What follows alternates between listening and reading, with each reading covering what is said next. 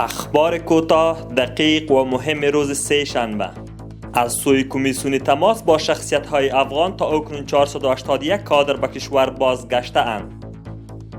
در ولسوالی مرور ولایت کنر با حمایت مالی یونیسف شبکه آب آشامیدنی سولری به ارزش 6 میلیون افغانی تکمیل و به بهره برداری سپرده شد که این شبکه برای 225 خانواده تسهیلات آب آشامیدنی فراهم نموده است. 703 میل سلاح سبک و سنگین با همکاری ریاست استخبارات ولایت کنر به کمیسیون جمع‌آوری اسلحه و وسایل تحویل داده شد. محاکم ولایت اروزگان در 6 ماه اول سال 1401 هجری شمسی علاوه بر حل و فصل 634 قضیه 502 وثایق مختلف را نیز اجرا کرده است. در ولایت کندهار به 9 تن مجرمین جزای تعزیری تطبیق گردید.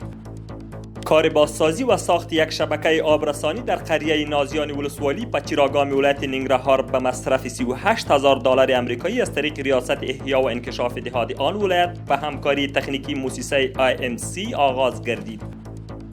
رئیس اجرایی پروژه تاپی و دیگر مسئولین آن برای تامین امنیت پروژه تاپی نشست مشترک با نمایندگان وزارت امور داخله، وزارت دفاع ملی و ریاست عمومی استخبارات برگزار نمودند.